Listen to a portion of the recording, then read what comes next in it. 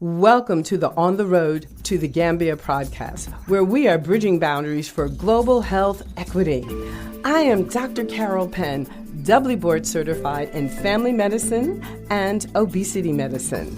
I am a best-selling author and a master meditation, movement, and mindset coach, serving as the director of tracks and electives, assistant professor of family medicine at our nation's newest medical school, Rocky Vista University, Montana College of Osteopathic Medicine. I am the proud co-founder of the Institute for Community Evolution. Together with Sunu Riu, the University of the Gambia, Penn Global Visions, and the Edward Francis Smalls Teaching Hospital, we are fostering a new era of global healthcare collaboration. I'm excited to bring you the amazing stories of 15 clinicians from the U.S.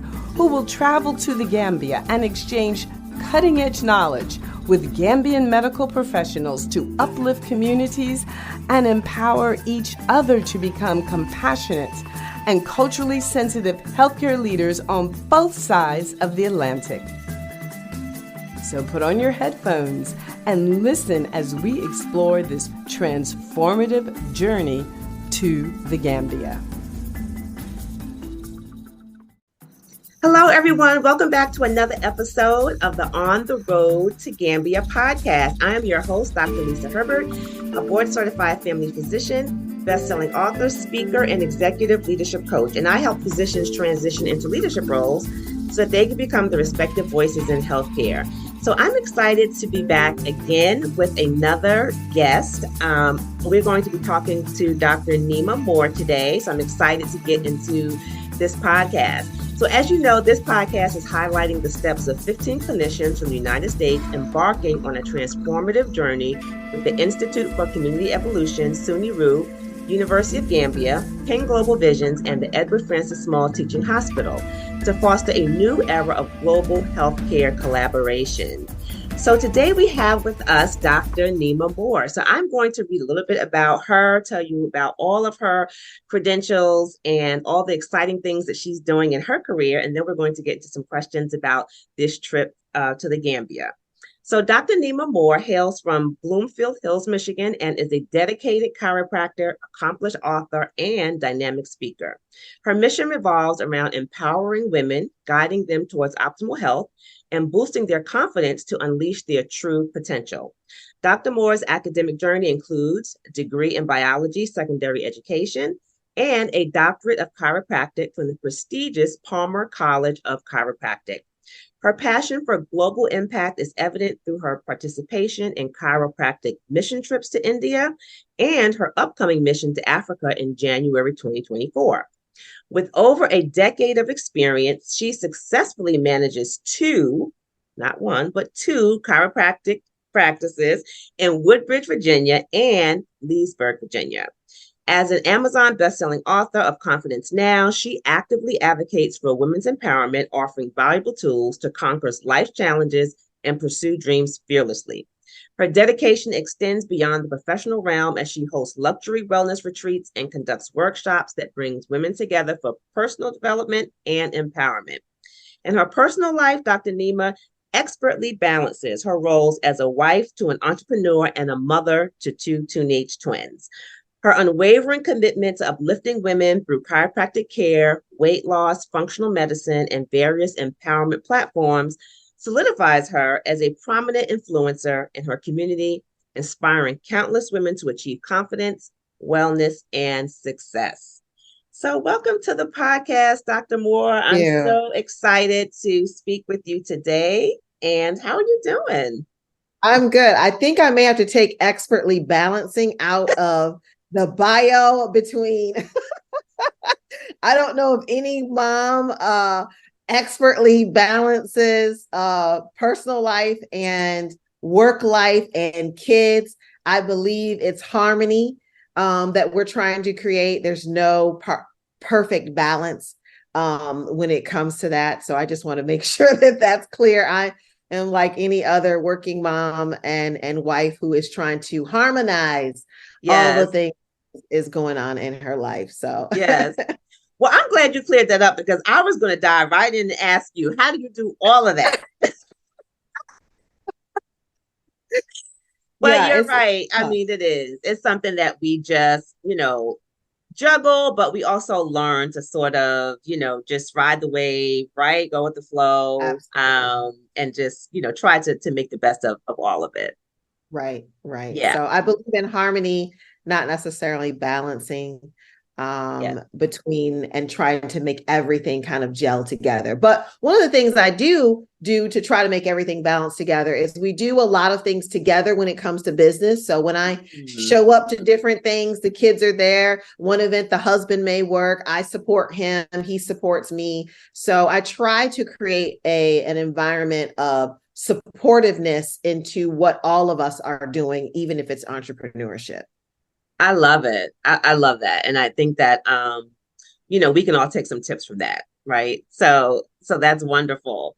So, thinking about all of what you do and thinking about maybe your beginnings of where you started. So thinking about that journey, who or what may have inspired you to sort of, go into chiropractic medicine, get to the point where you are today with these businesses and just sort of, have your hands in so many different aspects of healthcare and entrepreneurship.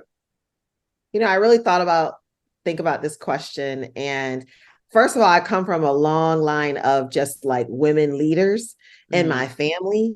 But I guess what comes to mind is somebody close to me would definitely be my grandmother. She was an entrepreneur as well. She had, I think, maybe like a fourth grade education, and her and my grandfather started their own business. Mm. Everyone thought it was going to be just absolutely, insane. They actually started a tombstone business in North Carolina that she ran until she was like 87 by Wow. herself. And as I learned more about her, she was a true trailblazer and entrepreneur spirit. So I think a lot of that comes from her. But, I've also been so inspired by so many of the other African American women who have come after that, such as, a Harriet Tubman Mm-hmm. or Madam C.J. Walker, who was the first African American millionaire. So those stories just inspired me to want to be that person, to want to be, that woman. So those things my grandmother, as well as people who have come after that, and ancestors, have really inspired me to be that leader, that trailblazer. Yeah, that's amazing because I think grandmothers just have so much wisdom. I was fortunate enough to be able to grow up with my grandmother as well. And so Mm-hmm. probably until my late 20s. Mm-hmm. So yeah, so just hearing those stories and being able to kind of pull from their strength, I understand definitely is Mm-hmm. inspiring. Yeah. So tell us a little bit about sort of what you do. What does the day in the life of Dr. Neema Moore looks like Yes. in terms of like your practice, who you serve, like what challenges do you face, all of that? So I am a chiropractor. I graduated from Palmer College of Chiropractic. I've been practicing for well over a decade now, in a couple different places. Here in Virginia, I do have two satellite offices. So I serve, in one office, I serve a lot of military Mm, clients, a lot of military patients, a lot of veterans who have retired, who have been injured, doing all kinds of things, jumping out of planes.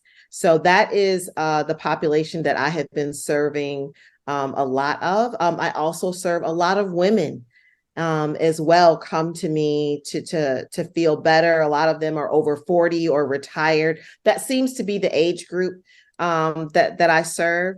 As well as in my other office, a lot of women want to come. They want to either get relief from pain, they want to release some weight, they want to feel better, they want to start investing in yeah. themselves. So that's my population that I usually target and usually wants to come in to see me. But a day in the life, I'm in the office, seeing patients, providing chiropractic care, some physical therapy care, stretching, all Mm, of those things go along with it, as well as nutrition. A lot of people don't understand that chiropractors have a lot of education when it comes to guiding patients on nutrition and supplements. So I do a lot of that, as well as guiding them on ergonomics of where their computer should be placed. What are you doing every day that may be causing back pain, that might be causing neck pain? Yeah. So I'm advising patients on all of those things. Patients seek me out for those types of things during the day. The challenges that come with that, I see a lot of new patients who have never seen a chiropractor before. And I think due to social media and TikTok and so many of the things where people are breaking things and imitating chiropractors that's all in fun. I do think people they don't know what it is. They can be very nervous if they haven't come in to see a chiropractor. So they're unaware. They think they're going to get injured. Their mother-in-law has told them, you really shouldn't stop doing that. So those are the battles a chiropractor or an allied health professional a lot of times that we face, specifically in chiropractic. So it's a lot of educating that has to go on when it comes to patients, and educating them on exactly what we do, that we're really accessing your nervous system and clearing your nervous system so that your body functions better. And also clarifying what that cracking sound is. What is it? What is it? Are you cracking my neck? Which is really, what we call an adjustment. And honestly, that's just air leaving the joint as we move things back into place. So that is what we battle the most is educating. And a lot of times people, doctors, other professions, they don't know what we do. So it's educating on both sides. Yeah. And that's interesting because I never really thought about the fact that social media can have I know social media has obviously a dramatic impact in terms of what we do, but to think that there are people that are portraying what is not the truth about, what you do, and then having to dispel those myths and those rumors and those, totally wrong assessments of your care. I'm sure that takes some time just to get people sometimes even to buy in. And it's a lot of trust that has to go in when patients come in. Some of them are so nervous. They are so scared because they don't know what to expect, but they want to get relief. So just really trying to build that trust and rapport with the patients. We have to do a lot of that because I can't do my job unless they trust me. I can't do it unless I'm putting my hands on them. I can't do what I need to do, even in the moment in the office, unless they trust me. Yeah, absolutely. And I think that's interesting because, we're embarking upon this trip to another country, another continent, and we'll have to build trust with the people there, right? With the community, with physicians, with the people who live there. So thinking about that, and you sort of having to do that already here in the States, what do you think will be the challenge there? Or how do you think you'll bring some of that knowledge and expertise that you use currently in your chiropractic care in terms of education to build that trust there in the Gambia? Hey, leading ladies, stay right there and we will be back with my amazing guests. This conversation is so good that you don't want to miss it. So stay tuned. So I'm so excited about this trip. So I have already been in contact with the department that I'm going to be working in, which will be the physiotherapy department. And I wanted to start early for that reason, to build trust so that once I got on the ground, they understood, they heard my voice. They've seen me before. They understand how I, may joke a little bit or, so they can try to get to know some of who I am as well as who they are as well. That's really, really important. What I will be bringing to the Gambia trip is, which I'm just thrilled about, I'll really be introducing chiropractic to an entire group of students that don't even know what it is. Chiropractic is not in the Gambia. yet it is on the continent. So there are other countries that have chiropractic care. But this country does not have chiropractic care. So it is something new to them. They may know what it is, but no one's ever taught them about what chiropractic care is. So I'll be doing a session on what chiropractic care is, what it's not, how it can work for their patients, how that if it is something that they decide to bring to the hospital, how it fits in with other specialties as well. So that's what I'll be bringing as an educational piece. As far as building rapport, like I said, we've already been working on building that relationship. I've been asking a lot of questions about who they are, how old are they? Why did they decide to join? Why did they decide to become a physiotherapist? So I've been really trying to establish that rapport with them so that they can begin to trust me, because I can't, again, do what I need to do with them as far as teaching them and having that, reciprocal information unless we trust each other. Yeah, absolutely. And I think that's so important. So when you think about, you've done medical mission trips in the past, and now you're volunteering your time and expertise to the people of the Gambia. So what inspired you to sort of, go on this particular trip? What was the thing that motivated you? Well, first of all, I've been searching for a trip. When I went to India years ago, it was life-changing. It was my first time. It wasn't my first time out of the country, but it was my first time that far away, really crossing the seas out of the continent of where we live now, North America. So I just always thought, oh my gosh, I would really love the opportunity to go back to India or to go to somewhere else. So when this trip kind of really fell in my lap, I feel like it was just kind of presented and I just said yes. The idea of being able to go and help another country, to be able to help people in need, that are in such great need, like greater need than what we see here in the United States, a third world country, in some respects. It's motivated me to want to go, to be able to give what we have here, the opportunities, the knowledge, the access, the resources here in the United States, to be able to bridge the gap between us and the motherland was priceless. Was priceless. As I've learned even more about the Gambia and how important it really is, honestly, still to the United States, because so many slaves came through that port.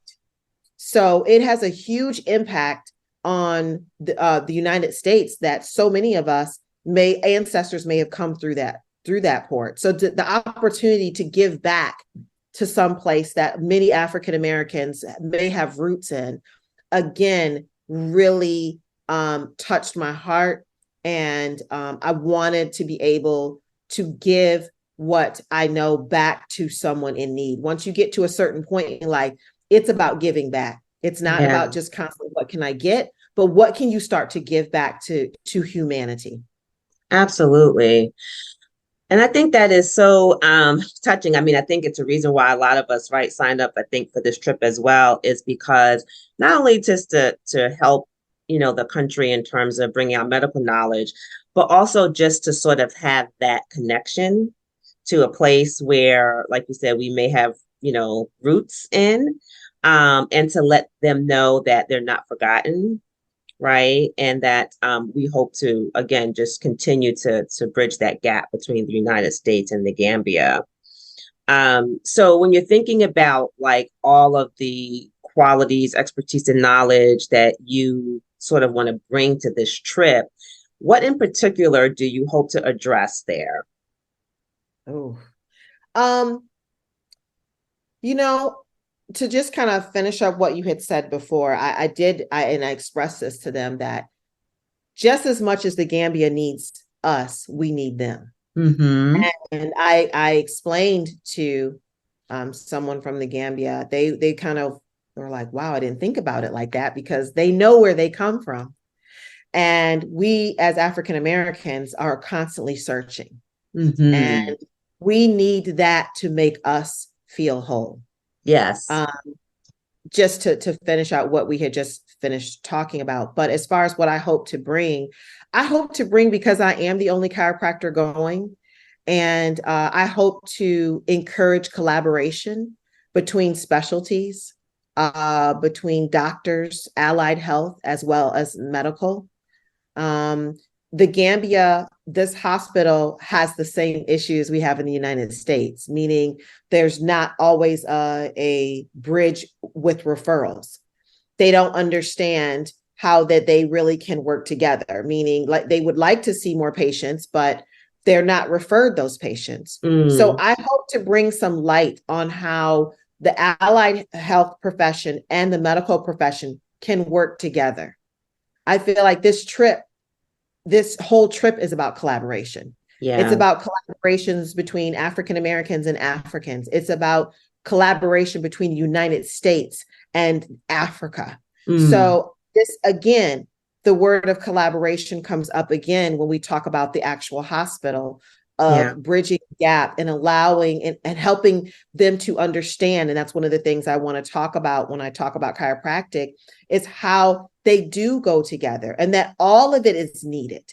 All of it is needed to for the health of the patient, and that we can start to look at the patient more holistically. And this will have, benefits that will help the people of the Gambia. Yeah. And even talking about, holistic care in the terms in which we understand it, right? There's probably a whole nother definition of what they view as holistic care. When we look at, traditional healing and all of the things that they use, plant-based medicine that we may not use here, what do you hope to learn in terms of different treatment modalities over in the Gambia that maybe, we could even bring back here?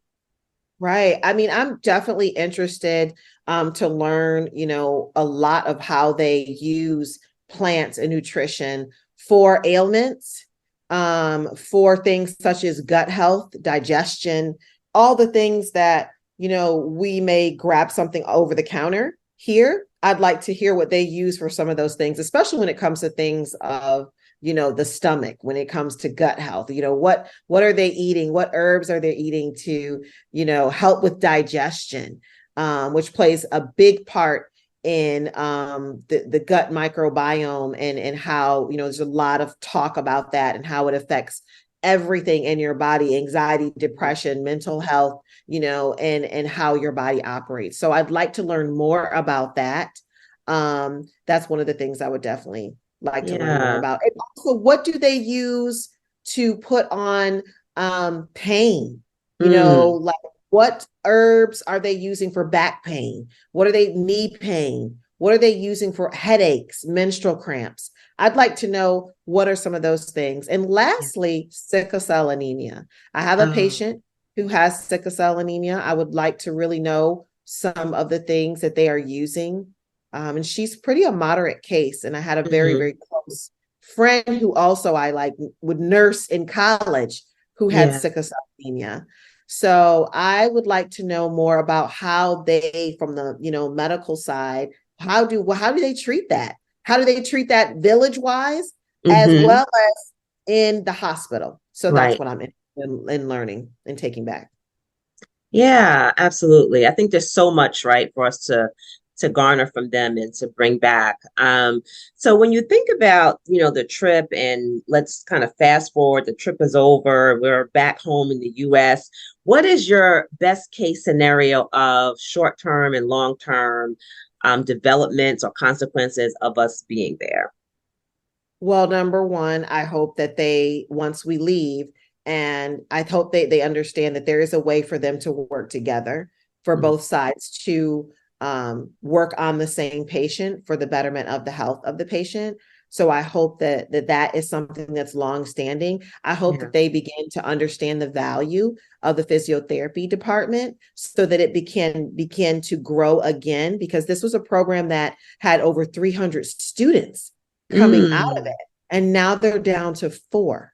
So that I hope that they see the value in this department of how many things that it really can help their patients with when it comes to pain, when it comes to pelvic floor issues, things that women don't want to maybe talk about, that they can get help in another department. So I hope that that's longstanding, that they see that, and that increases the physiotherapy department as well as the physiotherapist positions and jobs in the area, which I heard already that they have many positions open, but they don't have enough people to fill them.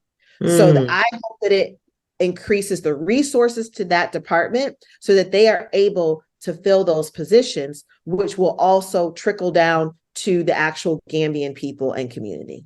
Yeah, absolutely. Well, Dr. Neema, I can just already imagine the positive impact that you're going to make there in the Gambia, bringing all of your expertise and knowledge in regards to chiropractic care.